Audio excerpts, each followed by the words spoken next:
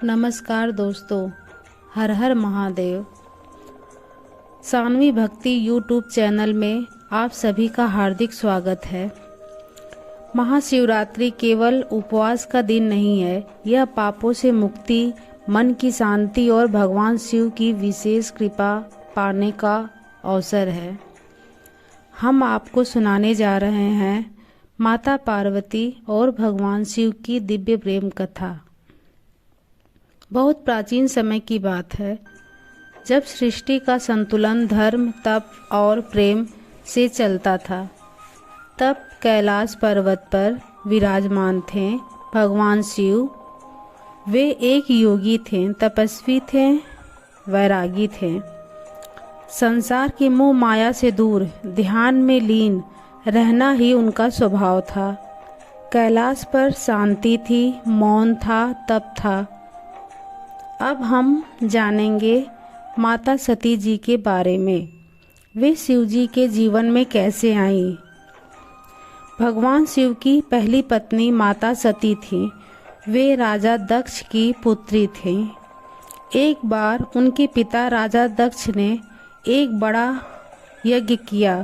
वे सभी देवी देवताओं को निमंत्रण दिए यज्ञ में आने का, लेकिन भगवान शिव जी को नहीं दिया, क्योंकि वे शिव को पसंद नहीं करते थे और वो जानबूझ के शिव जी को निमंत्रण नहीं दिए। जब माता सती को पिता द्वारा यज्ञ करने की बात पता चली तो वे यज्ञ में जाने के लिए जिद करने लगी। शिव जी ने कहा, हमें नहीं बुलाया गया है और बिना निमंत्रण के कहीं नहीं जाना चाहिए। पर माता सती नहीं मानी। वे बोलने लगी कि मुझे यज्ञ में जाना है, क्योंकि मुझे अपने पिता के यहाँ जाने के लिए निमंत्रण की ज़रूरत नहीं है। शिव जी उनको फिर मना किए, पर वो नहीं मानी और माता सती राजा दक्ष के यहाँ चली गई। माता सती को देखा तो वे माता सती से पूछने लगे कि हमने तो तुम्हें निमंत्रण नहीं भेजा था, फिर भी अघोरी शिव ने तुम्हें यहाँ भेज दिया और शिव का बहुत अपमान किया। अब शब्द कहने लगे शिव के बारे में, वो अघोरी है, भस्मधारी है, नाग गले में डालता है और बहुत सारे अपशब्द कहें। और माता सती शिव का अपमान सहन नहीं कर पाई और वो अपनी योग अग्नि में अपने प्राण त्याग दिए। शिव जी माता सती के वियोग में अत्यंत दुखी हो गए। वे माता सती के मृत शरीर को लेकर कई वर्षों तक घूमते रहे। सभी देवी देवता दुखी और चिंतित थे कि अब क्या होगा। तब भगवान विष्णु अपने सुदर्शन चक्र से माता सती के शरीर पर प्रहार किया, जिससे माता सती के शरीर के कई टुकड़े हो गए। वही बाद में पृथ्वी पर शक्ति पीठ के रूप में स्थापित हुए। उसके बाद भगवान शिव माता सती के वियोग में अत्यंत दुखी हो गए और वे संसार से विरक्त होकर गहन तपस्या में लीन हो गए। फिर बहुत समय बीता। फिर उसके बाद माता सती ने माता पार्वती के रूप में राजा हिमालय राज के घर में पुत्री के रूप में जन्म लिया। बहुत दिनों के बाद हिमालय के घर में एक पुत्री हुई। बचपन से ही माता पार्वती के हृदय में भगवान शिव के प्रति गहरी भक्ति और प्रेम था। वे जानती थीं कि शिव ही उनके जीवन का लक्ष्य हैं। भगवान शिव को पाने के लिए माता पार्वती ने कठोर तप किया। उन्होंने कई वर्षों तक फल फूल त्याग दिए, अन्न जल त्याग दिया, केवल ध्यान में लीन रही।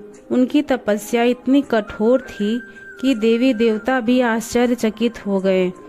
स्वर्ग का सिंहासन डोलने लगा, हर जगह प्रलय होने लगी।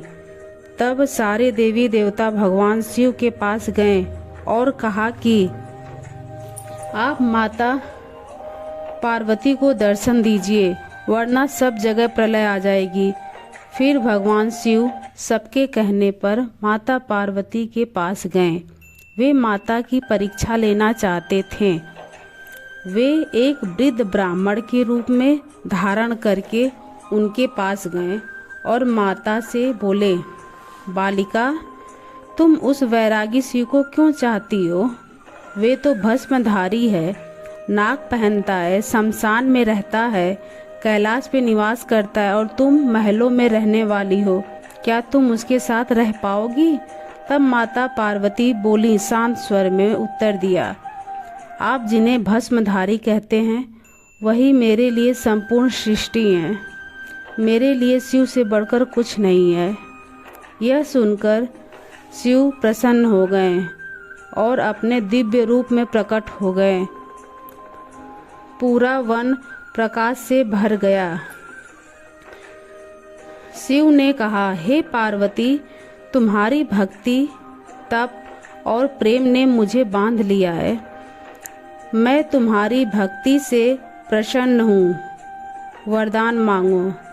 तब माता बोली, हे प्रभु, मुझे आप ही पति के रूप में चाहिए। भगवान शिव तथास्तु बोलकर वहाँ से चले गए। फिर माता पार्वती और भगवान शिव का विवाह तय हुआ और भगवान शिव बारात लेकर माता पार्वती के घर पहुँचे। बारात में देवी देवता, ऋषि, गंधर्व सभी उपस्थित थे। भूत, प्रेत, गण, नाग, डमरू और त्रिशूल के साथ भगवान शिव भी बारात लेकर पहुँचे। विवाह अत्यंत दिव्य था। माता पार्वती मुस्कुराई। उन्हें शिव का यह स्वरूप भी उतना ही प्रिय था। इस तरह विवाह के बाद माता पार्वती और शिव जी कैलाश पर्वत पर विराजमान हो गए और खुशी खुशी से रहने लगे। उनके घर गणेश और कार्तिकेय जैसे देवों का जन्म हुआ। उनका जीवन हमें यही सिखाता है, प्रेम में त्याग होना चाहिए, जीवन में संतुलन होना चाहिए। शिव और पार्वती केवल देवी देवता नहीं हैं, बल्कि एक आदर्श पति पत्नी हैं। शिव शक्ति के बिना अधूरे हैं और शक्ति शिव के बिना दिशाहीन है। महाशिवरात्रि का पर्व इसी दिव्य मिलन का प्रतीक है। यह दिन सिखाता है, सच्चा प्रेम तब से मिलता है, अहंकार छोड़ने से ही मिलन होता है। भक्ति और विश्वास कभी व्यर्थ नहीं जाते। इस कहानी से यही सीख मिलती है कि सच्चे प्रेम में धैर्य होता है, भक्ति में शक्ति होती है। शिव और शक्ति का मिलन ही सृष्टि का आधार है।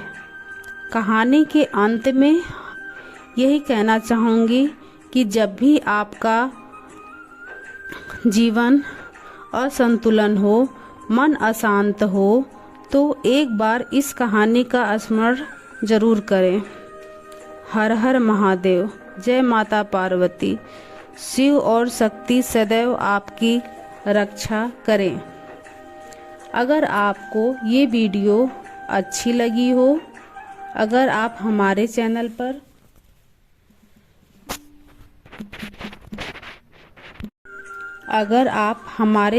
पर पहली बार आए हैं तो चैनल को सब्सक्राइब करें और लाइक करें। हर हर महादेव।